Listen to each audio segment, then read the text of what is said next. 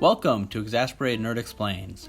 The new Mutants movie is going to come out, eventually, so why don't we meet the characters? That way you can either be a know-it-all or just informed about some of the characters when you see the movie. Be the second one. Anyways, first up is Elena Rasputin. He's right, it's magic. So am I.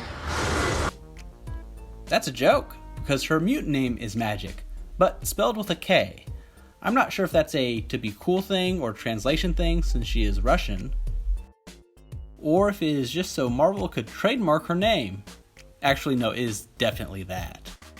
Anyways, her actual power is using the teleportation discs seen here. In the comics, the sword she is using is actually made from her soul, because her character was kidnapped in her youth and spent much of her time in Marvel's limbo dimension, where there are lots of demons and magic.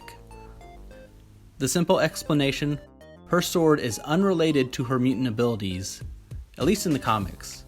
I'm going to guess they won't go into magic in this film, and her sword will just be part of her normal power set. The movie creators have confirmed that in the film she is also canonically Colossus's younger sister, like she is in the comics, but I don't think he will be showing up. In the trailer she talks about how she has killed lots of people. I killed 18 men, one by one. But I assume this will be revealed to be demons or monsters of some kind, and no one believed her. Next up is Rae Sinclair, which, when reading the comics, I always thought was Rae, but I don't speak Scottish. Her mutant name is Wolfsbane because she's a werewolf, basically, but not lunar dependent. Her instincts, while she is in her wolfish form, can threaten to take over her higher brain functions, which I am guessing is how she killed someone for this movie. Whoopsie. In the comics, when she is first revealed to be a mutant, her father tries to get her burned at the stake. Thanks, Dad. So she might have killed her dad in this movie, or some members of a mob that were after her. Then we have Sam Guthrie, who is known as Cannonball. In the comics, he has several mutant siblings, and he's the first character to graduate from a secondary team like New Mutants into the X-Men proper. His power set is a little convoluted to explain since they try to ground everything in reality.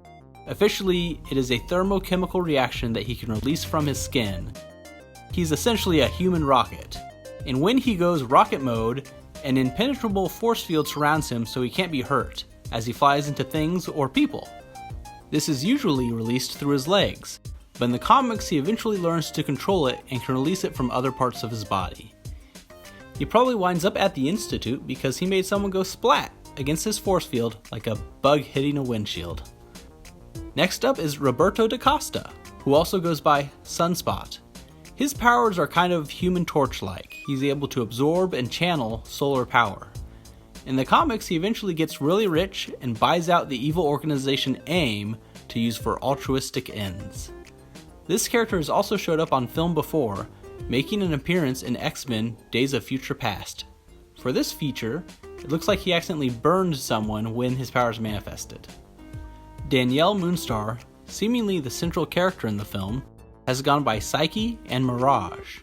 Her mutant powers are to manifest people's greatest fears, which is likely the story behind a lot of the situations in the film. The demon bear that appears was an entity that fought and harassed Danielle in the comics before it was eventually stopped. She also gains greater control of her powers in the comics and is able to use empathetic psychic powers to do things aside from making your greatest nightmare manifest.